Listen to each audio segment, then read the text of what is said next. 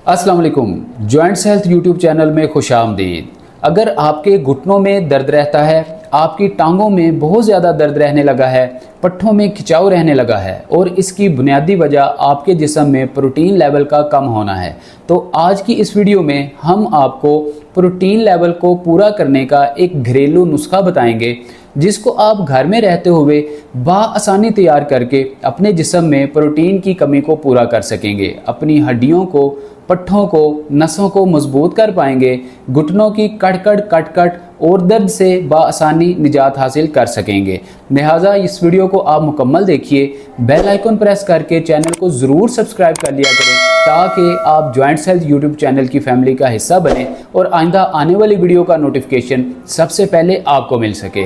नाजरीन, जिस्म के अंदर प्रोटीन लेवल का होना बहुत ही ज़्यादा ज़रूरी है क्योंकि प्रोटीन एक ऐसा सोर्स है जो आपके पट्ठों की ग्रोथ के लिए, आपकी नसों की नशोनुमा के लिए या आपके घुटनों के अंदर मौजूद कार्टिलेज की रीजनरेशन के लिए या सेनवल फ्लूइड की रीजनरेशन के लिए बहुत ही ज़्यादा ज़रूरी होता है। हमारे ऐसे साथी, ऐसे दोस्त जो बॉडी बिल्डिंग करते हैं, उनके लिए भी प्रोटीन बहुत अहमियत की हामिल है। अगर प्रोटीन का लेवल कम होगा तो उनके मसल्स, उनके पट्ठे सही तरीके से ग्रो नहीं कर पाएंगे, उनकी शेप नहीं बन पाएगी, वो सही तरीके से अपने जिस्म को फुला नहीं पाएंगे क्योंकि मसल्स की जो शेप होती है या मसल की जो मोटाई होती है, ये बिना प्रोटीन के मुमकिन नहीं होता कि आप इनको सही तरीके से पट्ठों को बना सकें या अपने मसल्स की ग्रोथ कर सकें। लिहाजा इसलिए प्रोटीन की कमी को पूरा करना बहुत ही ज़्यादा ज़रूरी है। और वैसे भी आजकल हर दूसरा शख्स जो है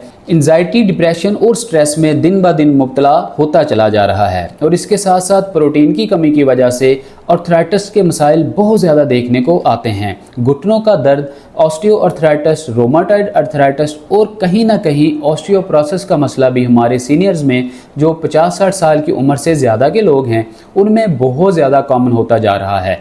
इसकी बुनियादी वजह जो है वो मोस्ट कॉमन जो है वो प्रोटीन की कमी है। आज हम आपको प्रोटीन की कमी को दूर करने के लिए एक ऐसी होम रेमेडी, एक ऐसा घरेलू नुस्खा बताने जा रहे हैं जो घर में मौजूद अशिया को इस्तेमाल करके बआसानी तैयार किया जा सकता है। अब बात करते हैं कि इस होम रेमेडी को किस तरह से तैयार किया जाए। आपको सबसे पहले जो चीज़ चाहिए होगी वो है चने की दाल। चने की दाल आपने 100 ग्राम ले लेनी है क्योंकि चने की दाल बेहतरीन सोर्स है प्रोटीन का। अगर इसको दूसरी चीज़ों के साथ शामिल करके बनाया जाए और इस्तेमाल किया जाए तो आपके जिस्म में प्रोटीन की मिकदार बड़ी तेज़ी से पूरी हो सकती है, कमी को हम पूरा कर सकते हैं। इसके अलावा आपको जो चीज़ चाहिए होगी वो है अलसी के बीज। 1 चम्मच अलसी आपने ले लेनी है। इसके अलावा आपने सफ़ेद तिल 1 चम्मच ले लेने हैं। जो बड़े वाला चम्मच होता है वो लें, आपने टीस्पून नहीं लेना। इसके अलावा 8 से 10 दाने आपको मूंगफली के चाहिए होंगे। इसके अलावा आपको 7 से 10 बादाम चाहिए होंगे जिनको आप रात के वक्त 1 गिलास पानी में भिगो के रखेंगे। सुबह उठ के इनके छिलके उतार के इनको इस रेमेडी के अंदर आप इस्तेमाल करेंगे। अब इन सारे इंग्रेडिएंट्स को आप यकजा कर लें। मिसाल के तौर पे जो आपने चने की दाल ली, इसको आपने रेमेडी बनाने से 2 घंटे पहले आधे कप जो पानी के अंदर आपने भिगो दिए। उसके अलावा जो आपके बादाम हैं, आपके अलसी है, आपका जो सफ़ेद तिल हैं या आपके बादाम हैं, इन चीज़ों को आप एक किसी कटोरी में या एक बाउल में अलग से रख लीजिए। इसके बाद आपने करना ये है कि आपने जो कच्ची हल्दी है, कच्ची हल्दी से मुराद ये है जो मार्केट से आपको पिसी हुई हल्दी मिलती है वो नहीं, आप अपनी जो हल्दी है आप तैयार करें, सही वाली ऑर्गेनिक वो वाली हल्दी लें 1 चम्मच। क्योंकि ये बात मैंने इसलिए की, जो मार्केट से आपको हल्दी मिलती है वो कहीं ना कहीं प्रोसेस होती है, उससे आपको 2.5% जो है ये इसकी एब्जॉर्प्शन आपकी बॉडी के अंदर होती है। लिहाजा प्रोटीन की कमी या इससे हासिल होने वाले जितने भी आपके फ़ायदे हैं उनकी मिकदार कम हो जाती है। इसके अलावा जो आपकी ऑर्गेनिक हल्दी होती है अगर उसको आप इस्तेमाल करेंगे तो ये आपके जिस्म के अंदर तकरीबन 8.5% जो है इसकी फ़ादियत बढ़ जाती है और एब्जॉर्प्शन की जो मिकदार है वो बढ़ जाती है। लेकिन इसके साथ आप जब काली मिर्च को ऐड कर लेंगे तो काली मिर्च को ऐड करने के साथ आपके जिस्म के अंदर काली मिर्च और हल्दी की एब्जॉर्प्शन जो है वो 2000% तक जो है वो बढ़ जाती है। इसलिए आपने हल्दी ऑर्गेनिक लेनी है। इसके साथ आपने काली मिर्चें 7 से 9 अदद इसके दाने ले लेने हैं। इन दोनों चीज़ों को आपने चने की दाल के ऊपर इस तरह से फूंक लेना है, छिड़क लेना है या डाल लेना है। डालने के बाद आपने 1 कप मज़ीद पानी का इस दाल में ऐड करना है।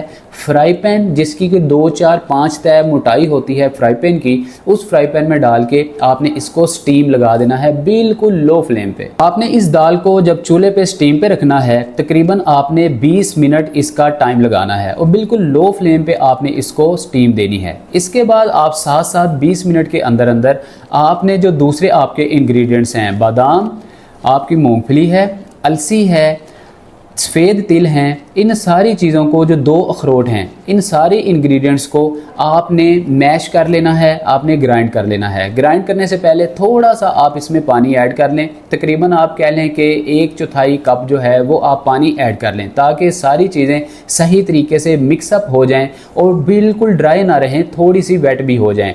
आपने इस वाले सारे सफ़ूफ को निकाल के किसी बर्तन में डाल लेना है। उसके बाद नाज़रीन, आपको आपके जब 20 मिनट मुकम्मल हो जाएं तो 20 मिनट बाद आपने इस स्टीम शुदा दाल को नीचे उतार लेना है।